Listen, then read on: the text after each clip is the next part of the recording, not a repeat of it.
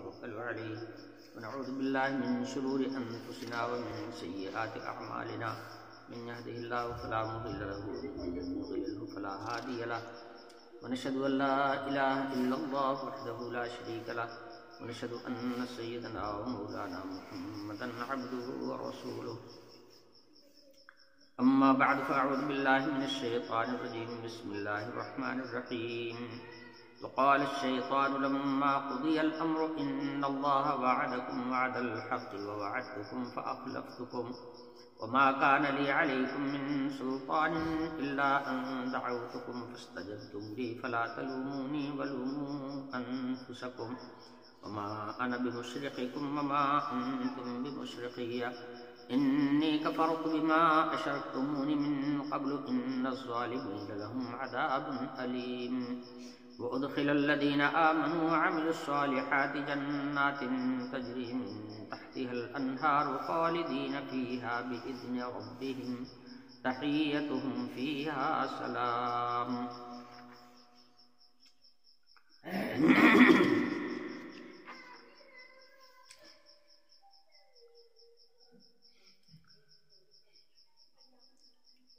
پچھلی آیت میں ارشاد فرمایا گیا تھا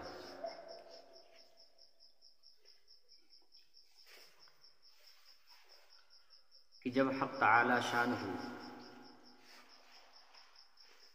اس عالم دنیا کا نظام ختم فرما دیں گے،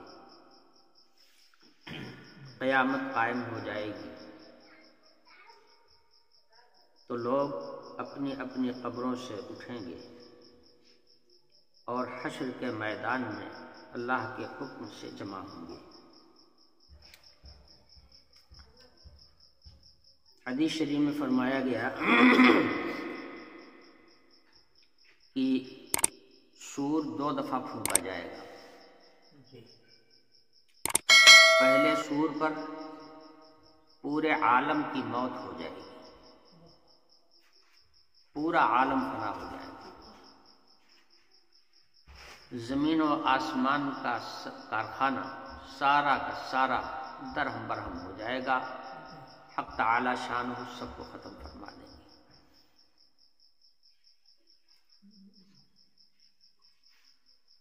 اور دوسرا سور اس کے 40 کے بعد پھونکا جائے گا. حضرت ابو ہریرہ رضی اللہ عنہ نے اس حدیث کو بیان کیا کہ دونوں سور کے درمیان میں 40 کا فاصلہ ہوگا. تو سامعین نے ان سے سوال کیا کہ وہ 40 کیا ہوگا؟ 40 دن ہوگا، 40 مہینہ ہوگا، 40 سال ہوگا، وہ 40 کیا ہوگا؟ حضرت ابو ہریرہ رضی اللہ عنہ نے فرمایا کہ بھائی یہ مجھے نہیں معلوم. نبی صلی اللہ علیہ وسلم نے بینہما 40 کا لفظ استعمال کیا تھا کہ دونوں سور کے درمیان میں 40 کا فاصلہ ہوگا. جو میں نے سنا میں وہی بتا سکتا ہوں. آگے میں جو نبی کی زبان سے نہیں سنا ہے تو میں اپنی جانب سے اس میں کچھ ملا نہیں سکتا. یہ احتیاط ہے حدیث بیان کرنے کی. حضرات صحابہ جو رسول اللہ سے سنتے تھے بس اتنی ہی بات بیان کرتے، اور قوت حافظہ اللہ نے اتنا دیا تھا کہ آج جیسے کمپیوٹر ہے یا ویڈیو ہے، جو آپ بولیں گے وہی آئے گا، ایسے ہی ان حضرات کا قوت حافظہ تھا. ان کے سامنے کوئی ویڈیو مشین تھی نہ کوئی ریکارڈنگ تھی، ان کی ریکارڈنگ ان کا قوت حافظہ تھا. تو وہ اتنے ہی بولتے تھے جتنا رسول اللہ صلی اللہ علیہ وسلم سے سنتے تھے. اور رسول اللہ صلی اللہ علیہ وسلم کا حال کیا تھا؟ رسول اللہ صلی اللہ علیہ وسلم کا حال یہ تھا کہ وہی بولتے تھے جو حضرت جبریل علیہ السلام آ کر کے بتا کے جاتے تھے. قرآن نے ضمانت دی ما ينطق عن الهوى ان هو الا وحی. نبی صلی اللہ علیہ وسلم کی زبان بولتی ہی نہیں ہے کوئی ایسی بات جو وحی کے علاوہ ہو۔ جو کچھ زبان مبارک سے نکلتا ہے وہ اللہ پاک کی بھیجی ہوئی وحی کے مطابق ہوتا ہے، وہ اللہ کی وحی ہوتی ہے۔ اسی لیے علماء نے بیان کیا ہے کہ حدیث کی دو قسم ہیں، یہ وحی کی دو قسم ہیں، وحی مطلوع اور وحی غیر مطلوع۔ حضور پر جو وحی نازل ہوتی تھی وہ دو طرح کی تھی، ایک تو وہ تھی جس کو باقاعدہ لکھا گیا اور جس کی تلاوت کی جاتی ہے، جس کی حضور اکرم صلی اللہ علیہ وسلم خود تلاوت فرماتے تھے۔ ایک وحی تو وہ تھی، اس کے اندر ذرہ برابر زبر زیر کا بھی کوئی فرق نہیں ہے، اور ایک ہے وحی غیر مطلوع، یعنی ہے تو اللہ پاک کی بھیجی ہوئی وحی، مگر حضور اس کو اپنے الفاظ میں بیان فرماتے تھے، وہی حدیث رسول اللہ کا ہے، وہی دونوں۔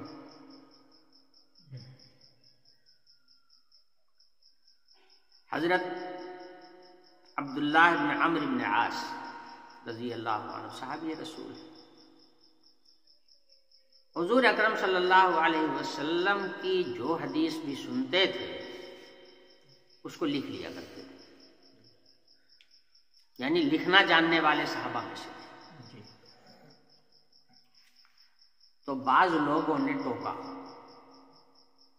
کہ تم رسول اللہ صلی اللہ علیہ وسلم کی ہر حدیث کو لکھ لیتے ہو، اور حضور کے اوپر کیفیات عدلتی بدلتی رہتی ہے، کبھی حضور خوش ہوتے ہیں، کبھی کسی پر ناراض ہوتے ہیں، کبھی کسی بات کا غم ہوتا ہے۔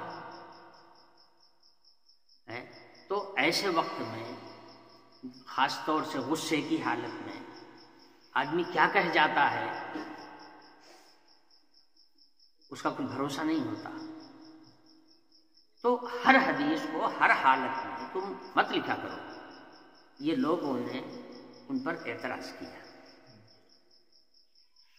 حضرت عبداللہ بن عمرو بن عاص رضی اللہ عنہ نے اس بات کو حضور اکرم صلی اللہ علیہ وسلم سے جا کر کے بتایا، یا رسول اللہ، آپ کی زبان مبارک سے نکلے ہوئے کلمات کو میں لکھ بھی لیتا ہوں، یاد تو ہو ہی جاتا ہے، لکھ بھی لیتا ہوں احتیاط کے لیے، مگر بعض لوگ ٹوکتے ہیں، وہ کہتے ہیں کہ ہر حدیث کو مت لکھا کرو۔ حضور اکرم صلی اللہ علیہ وسلم نے اپنی زبان مبارک کی طرف اشارہ کر کے فرمایا کہ اس سے سوائے حق کے اور کچھ نکلتا نہیں۔ غصے کی حالت میں ہوتے ہیں تو بھی آپے سے باہر نہیں ہوتے، زبان سے جو نکلتا ہے وہ حق ہی نکلتا ہے۔ مطلب یہ ہے کہ نازیبا بات زبان رسالت سے کبھی نکلتی ہی نہیں۔ بہرحال یہ تو بات اس پر آ گئی کہ حضرات صحابہ وہی بات کہتے تھے جو رسول اللہ سے سنتے، رسول اللہ وہ بات بولتے تھے جو اللہ تعالیٰ کی جانب سے وحی کے ذریعے سے آپ کو بتائی جاتی، اور حضرت جبریل علیہ الصلوۃ والسلام تو وہی بات کہتے تھے جو اللہ تعالیٰ ان کو لے کے بھیجتے تھے۔ پہلے رسول تو حضرت جبریل علیہ السلام۔ تو اس حدیث پر جب حضرت ابو ہریرہ نے بیان کیا کہ دونوں سور کے درمیان میں 40 کا فاصلہ ہوگا، تو لوگوں نے سوال کیا کہ آخر وہ 40 کیا ہوگا، دن ہوگا، مہینہ ہوگا، سال ہوگا؟ حضرت ابو ہریرہ نے کہا کہ بھائی یہ بات میں نے حضور سے سنی نہیں ہے، اس لیے میں کچھ کہہ نہیں سکتا اس معاملے میں نے حضور سے جتنا سنا تو اتنا میں بتا دے رہا ہوں۔ بہرحال اللہ بہتر جانے۔ اور 40 دن کہا بھی کیسے جا سکتا ہے، یہ 40 مہینہ یا 40 سال کہا بھی کیسے جا سکتا ہے؟ وہ تو اللہ ہی جانتا ہے کہ وہ کون سا 40 ہوگا۔ اس لیے کہ دن اور رات کی تعیین ہوتی ہے سورج سے، پہلا سور جب پھونکا جائے گا تو سورج چاند ستارے زمین آسمان سارے کے سارے سب تو جھڑ چکے ہوں گے، سب کے پرخچے اڑ چکے ہوں گے، سب ختم ہو چکے ہوں گے، تو پھر دن راحت رہے گا کہاں جس سے ہم کہیں گے کہ 40 دن ہو گئے؟ اب دیکھیے وحی الہی کی بات عقل کے کتنے موافق ہے۔ وہ کوئی اور ہی 40 ہوگا جس کو اللہ ہی بہتر جانتا ہے۔ ابھی نہ وہ وقت آیا ہے نہ کوئی اس کو جانتا ہے۔ بہرحال میں عرض کر رہا تھا کہ سور پھونکا جائے گا، دونوں سور کے درمیان میں 40 کا فاصلہ ہوگا۔ اللہ کون سے 40 ہوگا؟ ایک لمبا فاصلہ۔ پہلے سور پر پورے عالم کی موت ہو جائے گی، کوئی چیز بھی زندہ نہیں رہے گی، کل من علیہا فان، ہر چیز فنا ہو جائے گی۔ وَيَبْقَى وَجْهُ رَبِّكَ ذُو الْجَلَالِ وَالْإِكْرَامِ، صرف رب العالمین کی ذات باقی ہے۔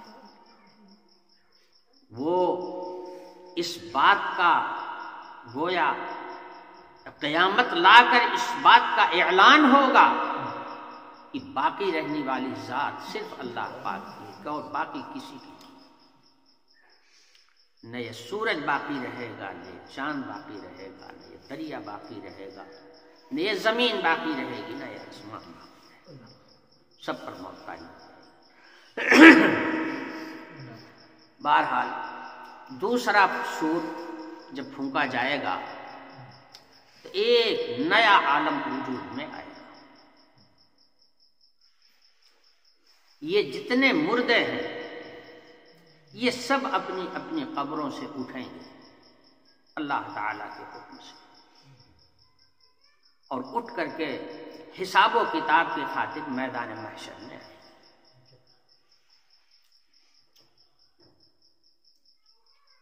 میدان محشر میں جن لوگوں نے اللہ کے حکموں کی اطاعت کی ہوگی انہیں اجر و ثواب سے نوازا جائے گا، انہیں راحت کے مقام پر بھیجا جائے گا، اور جن لوگوں نے اللہ کی نافرمانی کی ہوگی، اللہ کے قانون کے ساتھ بغاوت کی ہوگی، اپنے مالک حقیقی کو پہچانا نہیں ہوگا، بلکہ دوسری چیزوں کو خالق اور مالک کا انہوں نے درجہ دے دیا ہوگا، ایسے لوگ یہ باغی ہوں گے اور باغیوں کی سزا کا فیصلہ ہو جائے گا۔ تو میدان محشر جو قائم ہوگا تو وہ ہر ایک کی زندگی بھر کا حساب و کتاب کرنے کے لیے ہوگا۔ اللہ تعالیٰ نے کچھ ذمہ داری دے کر کے بھیجا ہے، اور جو ذمہ دار ہوتا ہے ڈیوٹی پوری کر لینے کے بعد میں اس کا حساب بھی لیا جاتا ہے کہ تم نے اپنی ڈیوٹی انجام دیا یا نہیں، بھیجے ہوئے ہونا، اس کا حساب دینا ہوتا ہے۔ تو حق تعالی شانہ میدان محشر قائم کریں گے حساب و کتاب کے لیے۔ اب جب حساب کتاب ہونے لگے گا تو یہ جو باغی لوگ ہیں، کفار و مشرکین ہیں، اللہ کے دین کے ساتھ ٹھٹھا کرنے والے لوگ ہیں،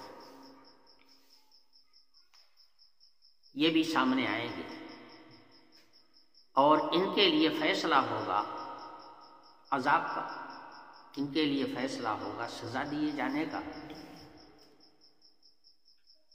تو یہ کہیں گے، سوچیں گے کہ آخر ہم سے غلطی کیا ہوئی، ہم نے جو کچھ عمل کیا تھا فلانے کے کہنے کی وجہ سے کیا تھا، اپنے اپنے لیڈروں اور اپنے اپنے معبودوں کو وہ اس کا ذمہ دار ٹھہرائیں۔ آپ نے دنیا میں بھی دیکھا ہوگا کہ اگر کوئی مجرم پکڑا جاتا ہے اور اس نے جرم کیا ہو کسی کے کہنے سے اور گرفتاری ہو جائے مجرم کی، تو مجرم قصوروار ٹھہراتا ہے اسی کو جس کے کہنے پر اس نے وہ جرم کیا ہوگا۔ وہی کہیں تو کین نہیں تم کرت نہیں اس کام. سارا الزام اس کے اوپر دھرتا ہے جس کے اشارے پر وہ جرم کا کام انجام دیتا ہے. تو اسی طرح سے یہ لوگ اب اپنے کفر و شرک کی سزا کو جب دیکھیں گے تو کہیں گے کہ فلانے کے کہنے کی وجہ سے ہم نے یہ کام کیا تھا، فلانے کی کہنے کی وجہ سے ہم نے رستہ چھوڑ دیا تھا، ہم نے کبھی حقیقت کو تلاش نہیں کیا، ان کے کہنے کی وجہ سے. تو جھانسا دینے والی یہ ہمارے معبودان باطل ہے، ان کو پکڑیں گے.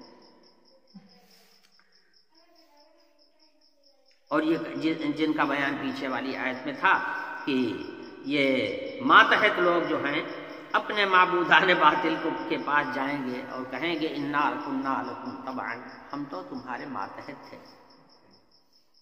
آج اللہ کے عذاب سے کیا تم یہ بچا سکتے ہو؟ اللہ کے عذاب کو ہم سے دفع کر سکتے ہو؟ معبودان باطل خود ہی باطل پر تھے.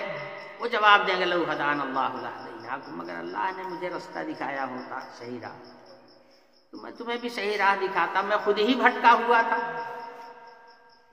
تو آکس کے خود گمست کرا رہبری کنت، جو خود ہی گم ہے وہ دوسرے کو رستہ کیا دکھائے؟ تو جیسے میں تھا ویسے تم نے میری بات مانا، تم نے میری ماتحتی قبول کیا، تو میں جس رستے پہ چل رہا تھا وہی رستہ میں نے تم کو بھی دکھایا. تم آئے ہی کیوں تھے ہمارے رستے پہ؟ یہاں سے تو وہ یہ معبودان باطل اپنا دامن چھڑا لیں گے ان سے، اور اس کے بعد پھر یہ لوگ گمراہی کا جو سب سے بڑا امام ہے، جس نے گمراہ کرنے کا اللہ تعالیٰ کے یہاں سے لائسنس لیا ہوا ہے. جب حضرت آدم علیہ السلام کے سامنے سجدہ کرنے کا حکم ہوا پروردگار عالم کا، تو سارا عالم تو سجدے میں جھک گیا، ابلیس نہیں جھکا.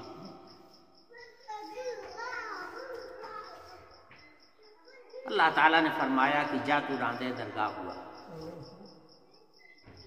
استکبر وکان من الکافرین، اس نے تکبر دکھایا اللہ کے حکم کے مقابلے میں اور وہ کافروں میں سے ہو گیا، کافر قرار دے دیا گیا اس کو. جب اس نے دیکھا کہ میرے اوپر اتنی بڑی لعنت ہوئی کہ اللہ پاک نے مجھ کو رحمت سے دور کر دیا اور لعنت کا طوق میرے گردن میں ڈال دیا گیا، اس نے کہا یہ سب ہوا ہے انہیں آدم کی وجہ سے. نہ آدم کے سامنے سجدہ کرنے کا حکم ہوا ہوتا، اور نہ میں انکار کرتا، اور نہ میں راندے درگاہ ہوتا. تو کہے گا کہ کچھ نہیں، بس انہیں آدم کی وجہ سے سب کچھ ہوا ہے. جو میرے اوپر جو اللہ کی پھٹکار پڑی ہے تو اس کا سبب یہی آدم ہوئے ہیں. اس نے اسی وقت تہیہ کر لیا کہ اب میں ان کو بہکاؤں گا،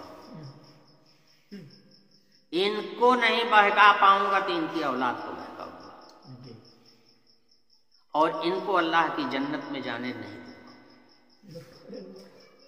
لیکن اس کے لیے پاور کی ضرورت تھی.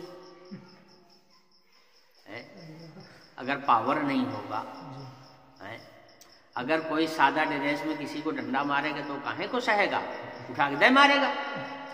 لیکن اگر وہ وردی دکھائے گا اور اپنا کاغذ دکھائے گا کہ میں پاور والا ہوں، میں گورنمنٹ کی فورس کا آدمی ہوں، تو آدمی پھر سکڑ جائے گا کہ بھائی یہ تو پاور رکھنے والا آدمی.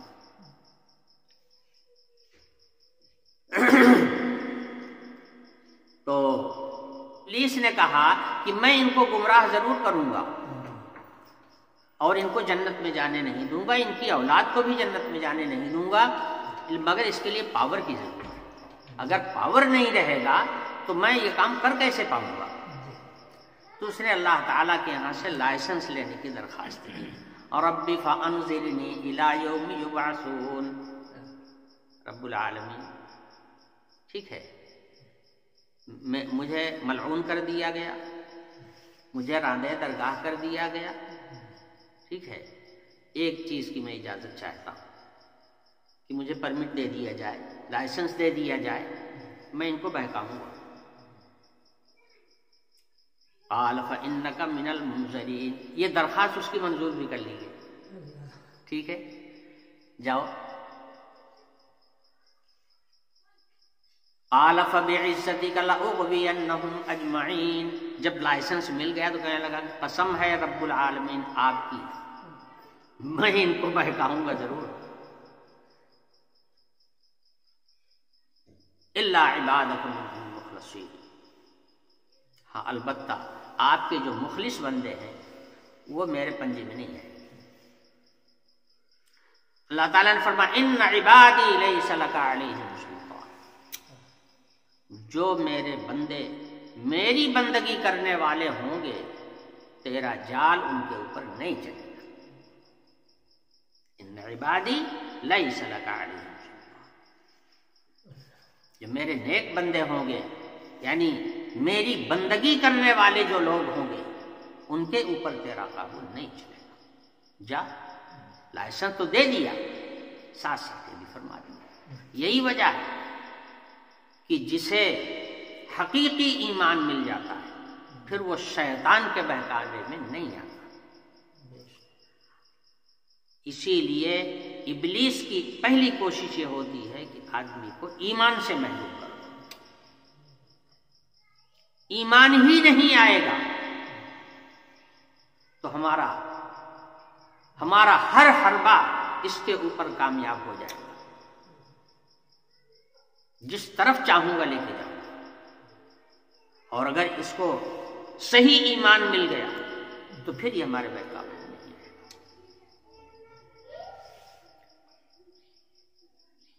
صحیح ایمان کے لیے ضروریات کا علم بھی ضروری ہے۔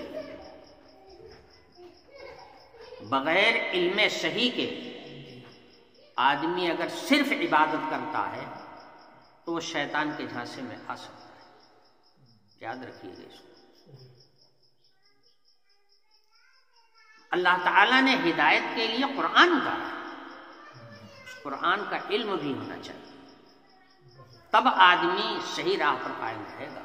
صرف عبادت سے آدمی صحیح راہ پر قائم نہیں رہتا، صرف عبادت ہو اور جہالت بھی ہو تو پھر بڑی آسانی کے ساتھ شیطان کھینچ لے جائے گا اپنے۔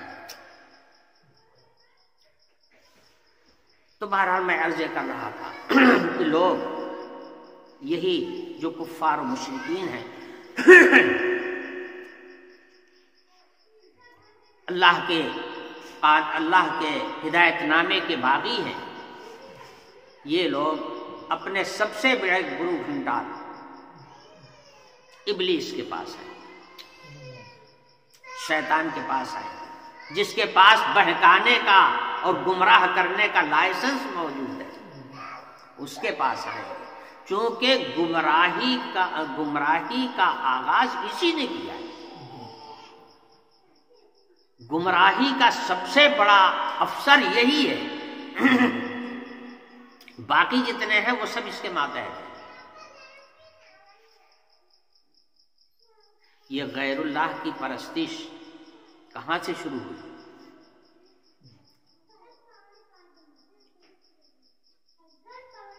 لکھا ہے کہ پرستش اس طرح سے شروع ہوئی ہے کہ پہلے اہل اللہ جو دنیا میں ہوتے تھے، لوگ ان کے پاس آتے تھے، ان کے پاس بیٹھتے تھے، ان سے دعائیں کراتے تھے تو ان کی حاجتیں پوری ہو جایا کرتی تھی۔ جو اللہ کے نیک بندے ہوتے تھے ان کے پاس لوگ آتے تھے اپنی ضروریات لے کر کے، اور ان کی سب کی ضرورتیں ان کی دعاؤں سے پوری ہو جایا کرتی تھی۔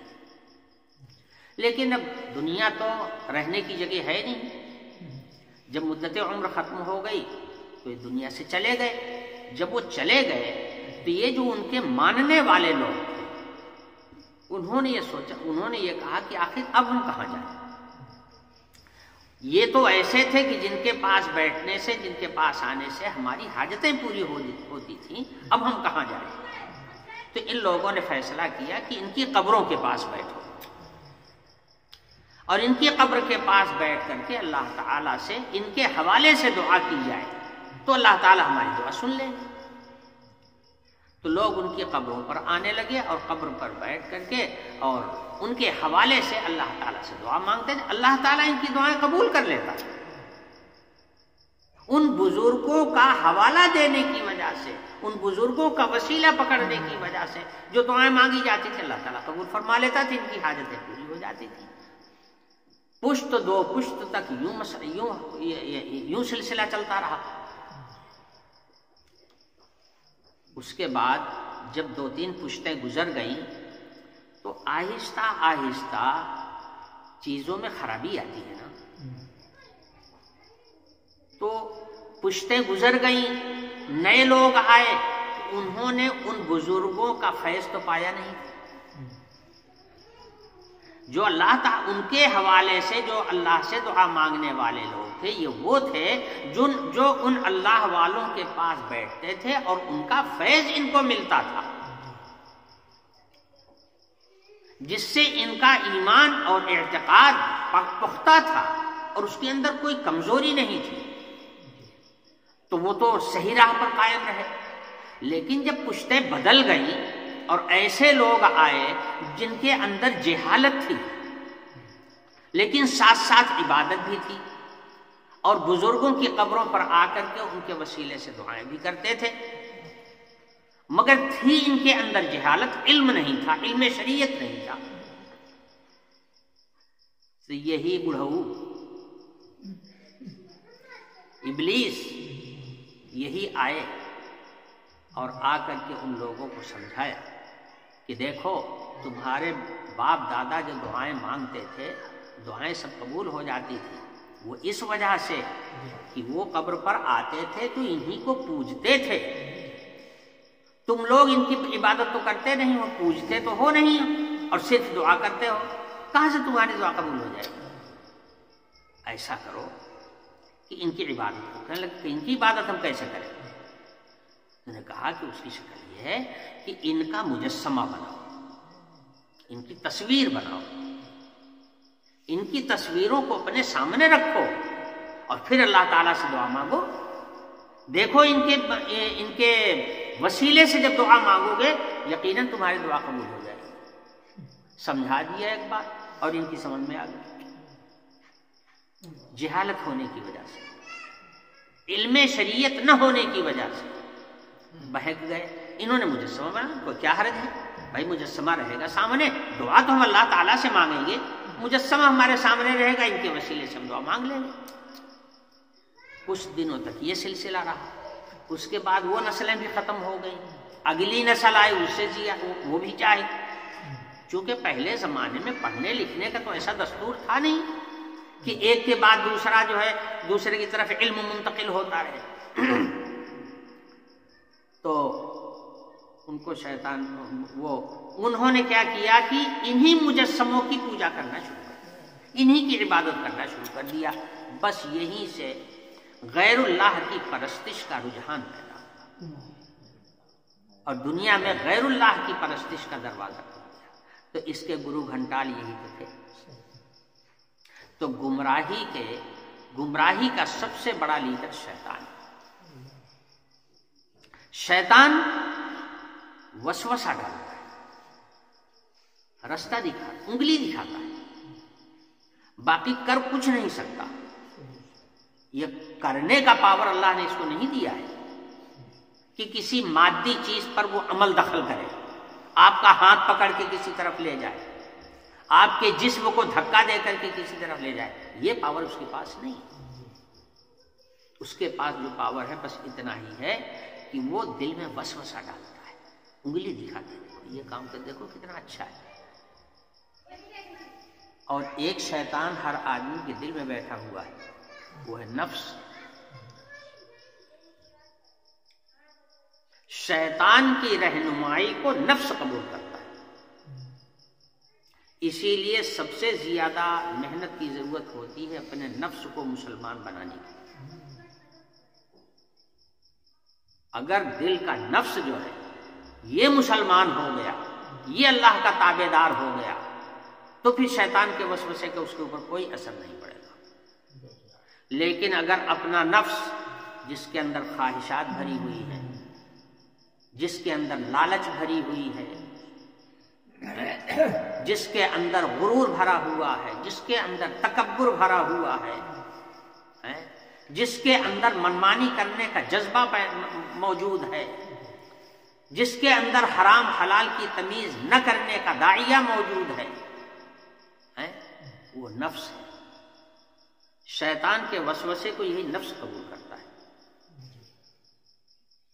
اسی لیے ہمارے سلسلے میں تمام بزرگوں کے زمانے میں یہی رہا ہے کہ نفس کی اصلاح کرنے کی کوشش کی،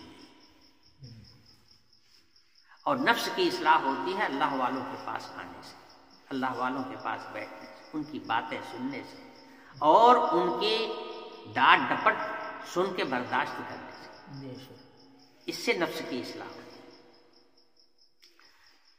شیطان کے وسوسے کو نفس قبول کرتا ہے۔ اس کی مثال ایسی ہے جیسے دیا سلائی ہوتی ہے، اس کے اندر بارود کا مادہ ہوتا ہے، اور جس کے اوپر دیا سلائی کو رگڑا جاتا ہے اس کے اوپر بھی بارود لگا ہوا ہوتا ہے۔ تو دیا سلائی کو جب آپ بارود کے اوپر رگڑتے ہیں تو آگ نکلتی ہے، ترنت آگ نکلتی ہے، سمجھے؟ اسی دیا سلائی کو آپ لکڑی کے اوپر رگڑے کوئی آگ نہیں نکلے گی، کپڑے کے اوپر رگڑے کوئی آگ نہیں نکلے گی، زمین کے اوپر رگڑے کوئی آگ نہیں نکلے گی، کسی چیز کے اوپر یہ آگ نہیں نکلے گی، الا یہ کہ حرارت اس کے اندر آ جائے، آگ جیسی حرارت پیدا ہو جائے تو البتہ پکڑ لے گی۔ چنانچہ ہم نے دیکھا ہے گرمیوں کے موسم میں اگر پتھر کے اوپر دیا سلائی کو رگڑ دیا جائے تو آگ نکل آتی ہے۔ کیوں؟ اس کے اندر جو یہ بارود اس کے اندر ہے وہی قوت اس سامنے والی چیز کے اندر بھی آ گئی ہے، اس لیے پکڑ لیتی ہے۔ سوکھی چیزیں جو ہوتی ہیں ان کے اندر حرارت کو قبول کرنے کی صلاحیت پیدا ہو جاتی ہے، اس لیے اگر آپ ماچس کی تیلی ان کے سامنے کر دیں فوراً آگ لگ جائے گی۔ اور ہری چیز اگر ہوگی اس کے اندر آپ دیا سلائی ایک دو نہیں سینکڑوں دیا سلائی آپ اس کے اندر دفن کر دیں، اس کے اندر رگڑ ڈالیں، کچھ بھی نہیں ہوگا۔ تو ہری چیز جو ہے اس کو قبول نہیں کرتی۔ تو یہی حال ہے جب نفس کی اصلاح ہوئی ہوتی ہے، سمجھے؟ تو یہ نفس جو ہے اس کے اوپر شیطان کا عمل دخل نہیں چلتا، شیطان کا وسوسہ دل پر کام نہیں کرتا۔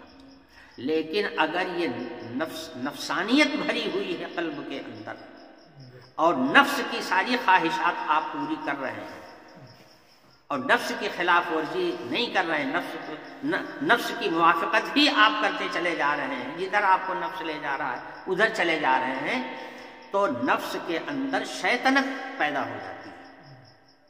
اب باہر سے شیطان جب وسوسہ ڈالتا ہے تو یہ نفس اس کو ترنت قبول کر لیتا ہے، اور نفس کی اگر اصلاح کر لی جائے، اس کے ان خواہشات کو، خواہشات کے اندر جو آگ لگی ہوئی ہے ان خواہشات کو پانی ڈال کے ٹھنڈا کر دیا جائے، اب وہ وسوسہ قبول کرنے کی صلاحیت اس کے اندر نہیں رہے گی اور وہ وسوسہ کو قبول نہیں کرے گا۔ تو بہرحال شیطان کے متعلق میں نے عرض کیا کہ شیطان جو ہے اس کے اندر یہ پاور نہیں ہے کہ وہ آپ کا ہاتھ پکڑ کے کوئی کام کرا دے، یہ کام نہیں کرتا۔ اس کا کام صرف اتنا ہے، انگلی دکھا دیتا، دیکھو یہ کام کتنا اچھا ہے۔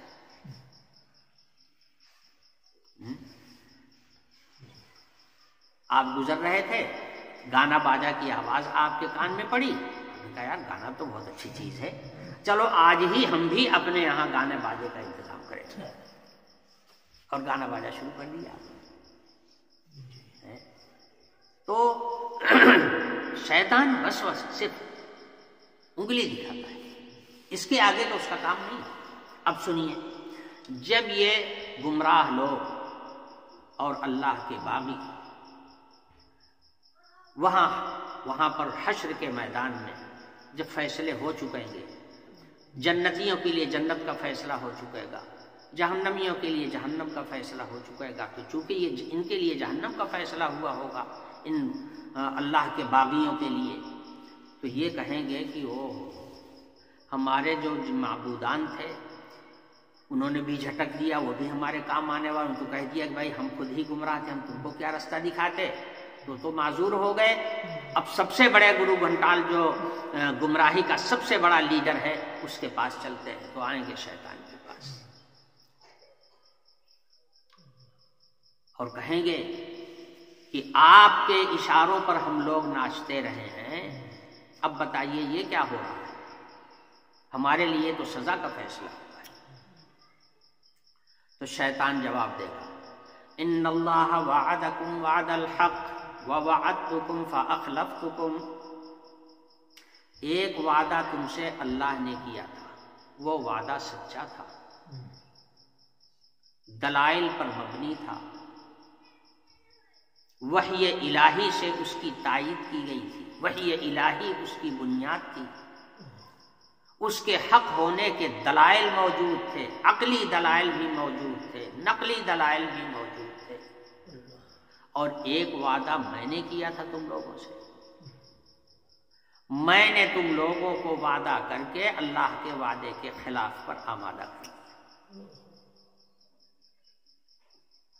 तो एक वादा अल्लाह ने किया था वो हक था, एक वादा मैंने किया था वो गलत वादा था, झूठा वादा था। वो मा कान ली अलैकुम मिन सुल्तानी, लेकिन ये बताओ तुम मुझे क्यों मुजरिम समझ रहे हो, तुम मुझे अपनी गुमराही का जिम्मेदार तुम मुझे क्यों समझ रहे हो, मैंने कौन सा काम तुमसे जबरदस्ती करवाया, मेरे पास कोई पावर नहीं था तुमसे कोई काम करवा लेने का। मा कान ली अलैकुम मिन सुल्तान, मेरे पास कोई दबाव नहीं था, मैंने कोई दबाव डाल के तुमसे कोई काम नहीं करवाया। इल्ला अन दअउतुकुम, सिवाय इसके कि मैंने तुमको एक रास्ता दिखा दिया था, फस्तजबतुम ली, तुमने उसको कबूल कर लिया। तो मेरा काम तो सिर्फ रास्ता दिखाना था, एक गलत रास्ता मैंने दिखाया और मेरे पास ना कोई दलील थी और ना मेरा कोई दबाव तुम्हारे ऊपर था। तुम्हें खुद ही सोच लेना चाहिए था, अकल अल्लाह ने दिया था, तुम्हें खुद ही सोच लेना चाहिए था कि अल्लाह का वादा जो हमारे सामने आ रहा है वो दलाइल के साथ आ रहा है, उसकी बुनियादें हैं, उसके हक होने के सबूत मौजूद हैं, और मैं जो वादा कर रहा हूं वो वादा सारा का सारा ऐसा है कि ना तो मेरे पास कोई दलील है और ना मैं तुमको पकड़ करके वो काम करवाने पे मजबूर ही कर रहा हूं। फिर आखिर तुमने हमारी बात माना ही क्यों था, ये होगा जवाब। फस्तजबतुम ली फला तलूमुनी वलूमू अनफुसकुम, तुमने मेरी बात को मान लिया तो फिर अब मलामत मुझको मत करो, अपने आप को मलामत करो। मा अना बिमुशरिकिकुम व मा अंतुम बिमुशरिकिया, ना मैं तुम्हारी फरियाद रसी कर सकता हूं और न तुम मेरी फरियाद रसी कर सकते हो। अब कोई किसी के काम आएगा नहीं, जाओ समझो अपना। इन्नी कफरतु बिमा अशरकतुमूनी मिन क़ब्ल, तुमने जो शिर्क किया था, जो उमूरे इलाहिया में तुमने मुझको शरीक समझ लिया था, तो तुमने खुद गलती किया है, मैं उससे बरी हूं। यहां कफरतु जो है बरीतु के माना में, मैं उससे बरी हूं। तुम अपने कुफ्र और शिर्क के जुर्म को मेरी गर्दन पर जो लादना चाहते हो, तो ये तुम्हारी बहुत बड़ी गलती है। मैं उसका इनकार कर चुका हूं, मैं उसका इनकार कर रहा हूं, मैं इसका पहले भी इनकार कर चुका हूं। इन्नज़्ज़ालिमीन लहुम अज़ाबुन अलीम, उसके बाद या तो ये कौल जो इन्नज़्ज़ालिमीन लहुम अज़ाबुन अलीम है, या तो ये शैतान का कौल करार दिया जाए। तो इस सूरत में मतलब ये हो जाएगा कि शैतान ये कहेगा कि जो तुमने शिर्क किया है उससे मैं बरी हूं, तुम्हारे शिर्क से और तुम्हारी बुराई से मेरा कोई लेना देना नहीं। खरा जवाब दे दे اور اس کے بعد یہ کہے گا ظالموں کے لیے تو عذاب ہے ہی ہے اللہ تعالیٰ نے ظالموں کے لیے تو عذاب تیاری ہی کیا ہے. تو تم نے جب ظلم کیا ہے تو جاؤ بھگتو اس کو. یہ اس صورت میں ہوگا جبکہ اس کو شیطان کا قول قرار دیا جائے. اور دوسرا احتمال مفسرین نے لکھا ہے کہ ان الظالمین لهم عذاب علیم کا جو جملہ ہے یہ حق تعالی شان کا جملہ ہے. وہاں بات ختم ہو گئی انی کفرت بما اشرکتمون من قبل، یہاں پر بات شیطان کی ختم ہو گئی. اب اللہ فرماتا ہے ان الظالمین لهم عذاب علیم، کہ تم نے شیطان کے وسوسے کو قبول کر کے جو ظلم کیا ہے اپنے اوپر، تو پھر ظالموں کے لیے اللہ تعالیٰ کے ہاں سزا مقرر ہے. اب اس کے لیے تیار ہو. یہ انجام ہوگا گمراہ ہوگا. اس کے بعد فرمایا گیا قرآن کا اسلوب بیان ہے کہ جب گمراہوں کا تذکرہ کرتا ہے تو ساتھ ساتھ اہل ایمان کا بھی تذکرہ کرتا ہے، تاکہ آدمی کو تقابل کے ساتھ سمجھنے کا موقع مل جائے. جب دونوں کا تقابل ہوگا، دونوں کا انجام سامنے آئے گا، تو آدمی کو اس سے رہنمائی ملتی ہے کہ حق کیا ہے اس کو قبول کرنا چاہیے، باطل کیا ہے اس کو ترک کر دینا چاہیے. تو اللہ فرماتا ہے وَأُدْخِلَ الَّذِينَ آمَنُوا وَعَمِلُوا الصَّالِحَاتِ، جن لوگوں نے ایمان قبول کیا اور نیک عمل انہوں نے کیا، ان کے لیے اللہ تعالیٰ نے جنت بنائی ہے جن کے باغات اور مکانات کے نیچے نہریں چل رہی ہیں. ایسا موقع جو ہوتا ہے وہ نہایت ہی خوبصورت اور خوش منظر ہوتا ہے. اس لیے اللہ تعالیٰ جب جنت کی مثال بیان فرماتا ہے تو جنات تجری من تحتها الانہار فرماتا ہے، خالدین فیہا باذن ربہم، ہمیشہ اس میں رہیں گے اپنے رب کے حکم سے. رب العالمین کا حکم ہوگا اور وہ جنت میں رہیں گے. تحیتہم فیہا سلام. اور ایک بات یہ فرمائی گئی کہ وہ آپس میں جب ایک دوسرے سے ملاقات کریں گے تو ملاقات کے وقت میں لفظ سلام ان کی زبان پر ہوگا. پتہ چلا کہ اہل جنت کے یہاں بھی لفظ سلام کے ساتھ سلام کیا جائے گا. اسی کی تعلیم نبی کریم صلی اللہ علیہ وسلم نے اپنی امت کو بھی دیا ہے کہ جب آپس میں ملو تو ایک دوسرے کو سلام کیا کرو، السلام علیکم کہا کرو. یہ سلامتی کی دعا ہے، گویا اللہ کی سلامتی نازل ہوتی ہے. ویسے لفظ سلام جو ہے یہ اللہ تعالیٰ کا نام ہے. جنت میں السلام علیکم نہیں کہا جائے گا، سمجھے، بلکہ لفظ سلام کہا جائے. یہ لفظ سلام اللہ تعالیٰ کا نام ہے. جیسے اللہ اکبر کہتے ہیں اللہ کا نام ہے، ایسے لفظ سلام جو ہے اللہ کا نام. تو جنت میں تو صرف لفظ سلام ہوگا. ایک جنتی دوسرے جنتی سے ملاقات کرے گا تو سلام کہے گا، سلام سلام سلام کہے گا. اور دنیا میں السلام علیکم کہہ کر کے دعائے سلامتی دی جاتی ہے سامنے والے کو. مشتق اسی سے ہے. لفظ سلام وہاں بھی ہے، لفظ سلام یہاں بھی ہے. تو جنت میں جنتی آپس میں جب ایک دوسرے سے ملیں گے تو بھی سلام کہیں گے. رب العالمین کی جانب سے بھی اہل جنت کو سلام آئے گا تو لفظ سلام کے ساتھ ہی آئے گا، سلام قولا من رب الرحیم. تو تحیتہم فیہا سلام، ان کا آپس میں ملاقات کے موقع پر جو سلام ہوگا.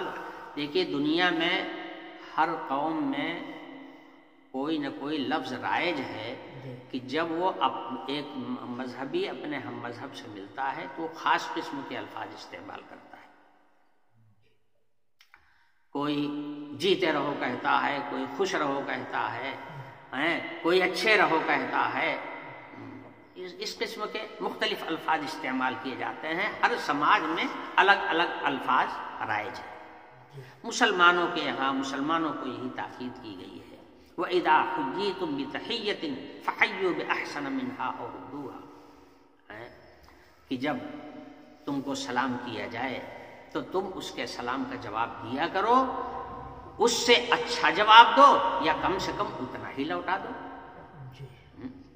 کسی نے کہا السلام علیکم، آپ نے کہا جواب میں وعلیکم السلام، سلام کا جواب ہو گیا، اور لیکن یہ اللہ تعالیٰ فرما دیں بِأَحْسَنَ مِنْهَا، اس سے اچھا، یعنی اس سے تھوڑا آگے بڑھ کر کے اس نے کہا السلام علیکم، آپ نے کہا وعلیکم السلام ورحمۃ اللہ، یہ اس سے اچھا جواب ہو گیا۔ تو فرمایا تحیتہم فیہا سلام، اہل جنت کا آپس میں ایک دوسرے کا جو سلام ہوگا وہ لفظ سلام کے ساتھ ہوگا۔